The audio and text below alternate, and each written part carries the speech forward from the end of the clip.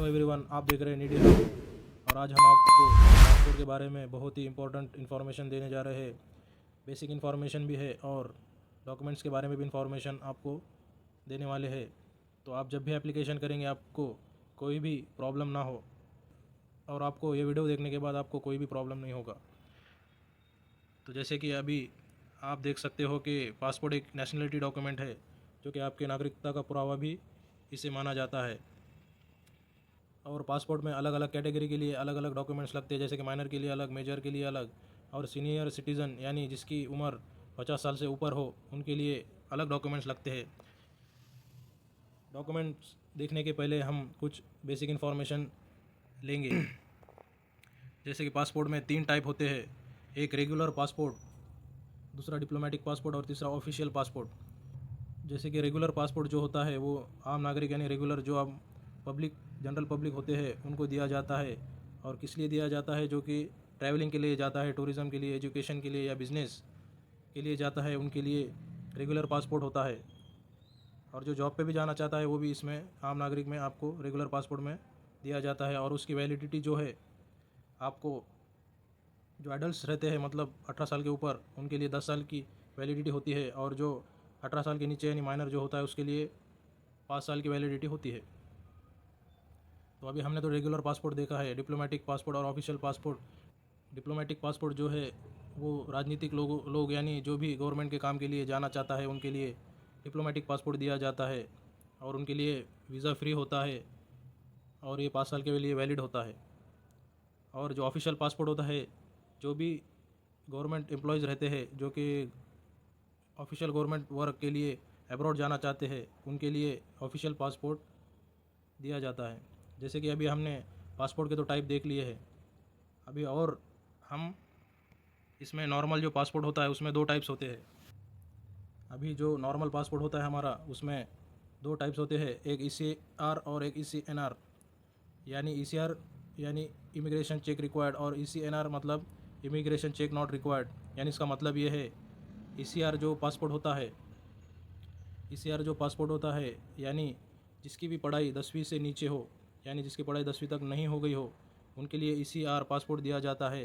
यानी इसका मतलब ये है कि पासपोर्ट होल्डर को इमिग्रेशन क्लियरेंस लेनी पड़ेगी अगर वो सर्टेन कंट्रीज़ जैसे UAE, Saudi Arabia, Qatar, Oman, Kuwait, Bahrain ETC में काम के लिए जा रहे हैं। ये उन लोगों के लिए होता है जिनके पास 10वीं स्टैंडर्ड मैट्रिकुलेशन तक की एजुकेशन नहीं है। ये वो गवर्नमेंट द्वारा स्पेसिफाइड क्राइटेरिया में मीट नहीं करते। इसका सीधा सीधा एग्जांपल ये है कि जिसकी भी अगर 10वीं के नीचे एजुकेशन हुआ हो उनके लिए इमिग्रेशन चेक रिक्वायर्ड डॉक्यूमेंट यानी पासपोर्ट मिलता है। और जब भी आप एजुकेशन के लिए जाना चाहते हैं तो आपको इमिग्रेशन चेक रिक्वायर्ड यानी क्लियरेंस करा के जाना होगा।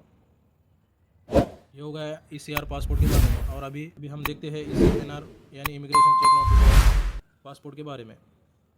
इस पर भी एक एग्जांपल, ईजी एग्जांपल है, जैसे कि 10th के आगे जिसका भी एजुकेशन हुआ हो, डिग्री, PG, और जिसके पास सर्टिफिकेट हो एजुकेशन, SSC सर्टिफिकेट या ग्रेजुएशन सर्टिफिकेट, तो उनके लिए immigration check not required passport दिया जाता है। और एक एग्जांपल ये है कि अगर आपने ECR पासपोर्ट बनवाया है, अगर आपको ECR से ECNR में चेंज कराना है और आपका एजुकेशन 10th हो गया हो तो आप उसको बहुत ही आसानी से चेंज करा सकते हैं। इसको आपको सिर्फ 10th का सर्टिफिकेट लगेगा। अभी हम डॉक्यूमेंट के बारे में देखते हैं। जैसे कि आपको तो पता है, मैं माइनर, मेजर और सीनियर सिटीज़न के लिए हमें अलग अलग डॉक्यूमेंट लगते हैं। जैसे कि माइनर के लिए हमें आधार कार्ड, बर्थ सर्टिफिकेट, फादर और मदर का आधार कार्ड, अगर माता पिता का पासपोर्ट होगा तो वो भी आपको उसमें अटैच करना होगा। और माइनर के लिए एक एनेक्सर D फॉर्म होता है, वो आपको फिलअप करके देना होगा। और इसमें इम्पोर्टेंट बात यह है कि आपको जितने भी डॉक्यूमेंट्स आपके होंगे उसमें सेम डिटेल्स होना ज़रूरी है, आपको कोई भी गलती ना हो, ये ख्याल रखना है। माइनर डॉक्यूमेंट होने के बाद हम देखते हैं कि मेजर यानी 18 साल के ऊपर जिसकी उम्र हो उसके लिए कौन से डॉक्यूमेंट लगते हैं।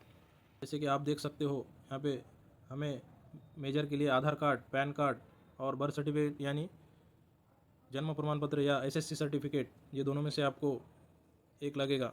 अभी हम मेजर के लिए यानी 18 साल के ऊपर जिसकी भी उम्र हो और उसकी SSC हुई हो या ना हुई हो उसके लिए हम डॉक्यूमेंट्स देखते हैं। फर्स्ट ये है कि आपको आधार कार्ड, पैन कार्ड और आपको बर्थ सर्टिफिकेट नहीं तो एसएससी सर्टिफिकेट लगेगा। और इसमें इम्पोर्टेंट बात यह है कि आपके हर डॉक्यूमेंट पे सेम डेट ऑफ बर्थ और नेम होना चाहिए। अगर वो नहीं होगा तो आपके पासपोर्ट बनाने में दिक्कत आ सकती है। और कुछ इंपॉर्टेंट पॉइंट्स आप देख सकते हैं कि जिसकी पढ़ाई फर्स्ट या 9th क्लास तक हुई हो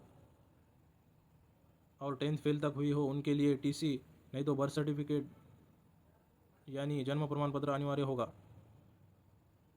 और जिसकी पढ़ाई 10th क्लास से आगे हुई हो उनके लिए एसएससी सर्टिफिकेट अनिवार्य होगा। और सभी डॉक्यूमेंट्स पर जन्म तिथि और नाम सेम होना चाहिए, वरना आपको दिक्कत आ सकती है। इसके लिए सॉल्यूशन है। अगर आपके एसएससी सर्टिफिकेट पे नाम अलग हो और आधार पे अलग हो तो इसमें सॉल्यूशन है, वो आगे हम देखते हैं। मेजर के लिए डॉक्यूमेंट्स होने के बाद हम सीनियर सिटीज़न के लिए डॉक्यूमेंट देखते हैं। यानी सीनियर सिटीज़न मतलब 50 साल के ऊपर जिसकी उम्र हो उसके लिए सिर्फ आपको आधार और पैन कार्ड लगेगा। और हमें सीनियर सिटीज़न के लिए बस 2 ही डॉक्यूमेंट अनिवार्य होते हैं। अभी हम देखते हैं कि अगर आपके सर्टिफिकेट यानी 10वीं के सर्टिफिकेट पे अलग डिफरेंट नेम हो, यानी स्पेलिंग चेंज हो या डिफरेंट नेम हो, और आपके आधार पे डिफरेंट नेम हो, तो हम उस सिचुएशन में क्या करेंगे। तो फर्स्ट सिचुएशन ये है कि हम उस केस में एक तो गैजेट बनाएंगे। या गैजेट बनाने के लिए आपको 15 से 20 दिन का टाइम लग जाता है। और अगर आपको जल्द अर्जेंट है तो आप सीधा नेम चेंज का एडवर्टाइज यानी पेपर में एडवर्टाइज दे सकते हैं। और वो भी आपको 2 पेपर में एडवर्टाइज देना है। तो अभी नेक्स्ट वीडियो में हम गैजेट यानी राजपत्र और पेपर ऐड के बारे में डिटेल्स में बात करेंगे और फॉर्मेट किस तरह रहेगा उस बारे में बात करते हैं। आज के लिए इतना ही। वीडियो को ज़्यादा से ज़्यादा शेयर करें, चैनल को सब्सक्राइब करें और भी नॉलेजेबल वीडियोज़ के लिए नीडी हब को सब्सक्राइब करें। Thank you.